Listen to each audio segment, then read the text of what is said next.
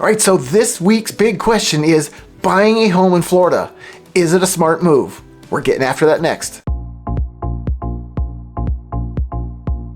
Okay, so first we had the hurricane, and then we had supply shortages, and now we're talking about the costs of an assessment that probably doubled or came very close to it.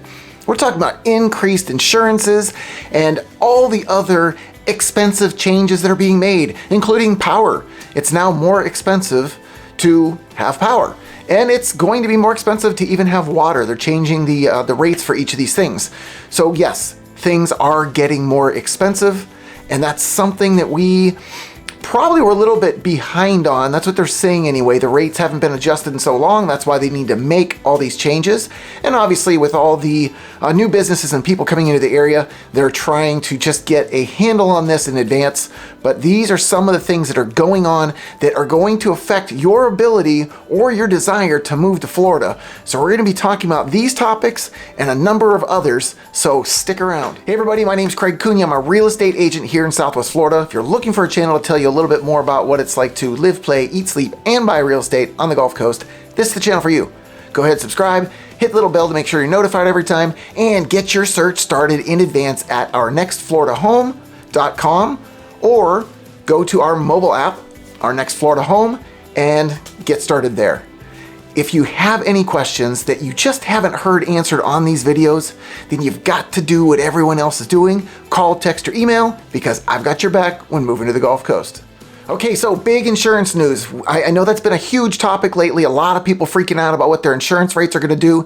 And something that was just brought to my attention, that FEMA is looking to tweak the flood insurance risk rating 2.0 so that it's not going to be such a broad scope and cover zones like it currently is, but they're going to work on a way to analyze each individual property and put the insurance on it for that property. And this is kind of the way they used to do it, where they'd look at your elevation. As long as you're over a certain elevation, then you would get a rating for that.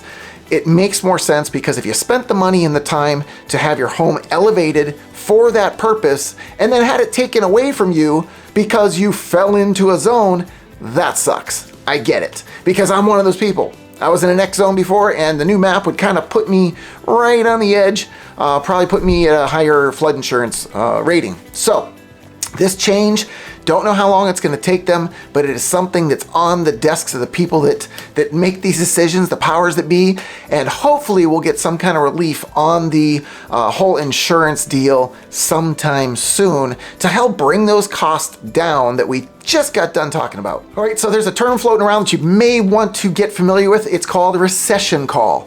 And basically, the key takeaway to this is if there are two negative quarters of the GDP, the gross domestic product, that are recorded, then it's one of the factors that signal that a recession could be coming. So that's why they're referring to it as a recession call. Now, for this, the GDP, what it actually is, the GDP is a measure of how much of a product or service is used up within the country in which it's produced. And apparently getting to negative times within a quarter is an indicator that, hey, you might be in a bad spot. This might be heading the wrong direction. So we only know it as being part of the scenario to trigger that. But if that should happen, there's some things that we're going to be talking about that you're going to want to pay attention to if you're looking to still purchase a home, even in the midst of a recession. Now, if you're an investor, this could be a great opportunity, because there's a couple things that happen. When the recession hits, rates generally fall. Rates falling is a great place to start, because now money's cheaper to buy homes. And you would think also the homes might reduce in some price some more. We're going to talk about that here in a minute too, because price reductions, they're not all you think they are. And I think a lot of it's very misleading information, but we're going to tackle that in just a second. Anyway, getting back to investors in this time, if the recession does come, it is a great time. This is where many, many, many millionaires are made, because they spend their money in the midst of a recession. A lot of people are afraid, a lot of people are holding on, a lot of people are stuffing their pockets, sticking the money under their mattresses in the bank, whatever you're going to do with it. you can still put it into properties and you will potentially have a more favorable situation. But this is something that you want to be looking out for as we move forward. Now, to touch on the pricing, I had a conversation with a client today and that topic came up about the pricing. What's going on with pricing? I see the prices have adjusted down. I believe this might have been Pam I was talking to, but the gist of it is that if somebody starts with their price too high to begin with, a price reduction isn't truly a price reduction. It was just a real estate agent that allowed a seller to tell them what price they should put on the property instead of standing up and saying, hey, the comps don't support that. If the comps don't support it, we can't do it. And you know what happens if we do it? You're going to end up reducing your price as we go along, because if you don't show your home, you can't get an offer. And if you can't get an offer, you can't sell it. So if you see falling prices in an area, be careful to just not pass judgment on the fact that, oh, the market's falling. No, let's look a little closer at what the price started at, where it should have started. Was it even a fair price they were asking, or was it just a ridiculous gamble trying to get the most money? Most likely, it was a gamble. Okay, there's another term out there now. It's called house hacking. And yes, we spoke about this last week. That is how new this term is. Anyway, house hacking is basically you taking a part of your home and renting it out to somebody else.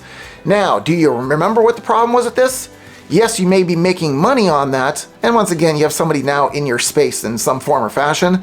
But outside of that, they're saying to do this with your primary home because then you could live in a bigger home, a nicer home, a better neighborhood. Those things may or may not be true, but what you're also going to lose is a part of your homestead exemption. So be careful, talk to your CPA, see how this is going to affect you. But house hacking, it may be a solution in one form or fashion, but like most other things, it also has a negative side to it. So check that out. All right, so my clients, Jeff and Nadia, they just finished purchasing their next investment property down here, and they knew from the get-go that they just wanted a nice place in a nice neighborhood, so it'd be relatively easy to rent out. They weren't trying to get the top number or anything like that. They just it needed to make sense. They needed to be able to make a little bit of money for repairs and things like that, as well as allow the home to continue to appreciate. Well, we looked at what rentals are doing out there. In single-family home rentals, I think I mentioned last week or the week before that the rental rates for single-family homes, we've got a number of them now in the 2000s. They start somewhere in that 2000 range, but it was only 1144 square feet. And then we got into the mid 2000s. Well, Jeff took it upon himself. He was going to get a property management company to help him out, but he found his own tenant. And you know what? The amount of money he got for it was much more than these other rentals that are sitting out on the market. And I'm thinking, okay, well, what's the reason behind that? I remember the home very well. It was super clean, nice size, right around 2,000 square feet in a nice neighborhood that was easy to get to things. So what does that say to you? Better quality, better location, nice size. It's going to be worth more money, right? So do not be shy or feel like you might not be able to get into an investment property because there's so many rentals out there. Not all rentals are created equally, and Jeff and Nadia will be the first ones to step up and back that up because now they found a great tenant that's going to be paying not only the mortgage on the house, but putting a little extra money in their bank account at the end of the month. All right, so this is the kind of city you want to live in. Cape Coral, on Earth Day, there was a bunch of volunteers out on the highways picking up trash, putting them in bags and getting rid of it. So this community here really is a considerate community overall. I'm not saying everyone because we've had enough of those conversations about people and how they are here, especially behind the wheel. But when they're not behind the wheel, they're out picking up the trash, cleaning it up, making things nice. But that was Earth Day, and it was a great thing to see in this city that I've really grown to love. All right, so I don't know where you've been if you haven't heard this bit of news, but there's been a recent change. It's gonna kick in May 1st. I don't know how in the hell they thought they were gonna make this happen so fast and that it was gonna be acceptable, but if you have good credit, you are getting screwed when you get a mortgage. Now you're gonna pay higher fees because you have good credit. Do you know why? Because they wanna give it to the people with bad credit to make it easier for them to get a house.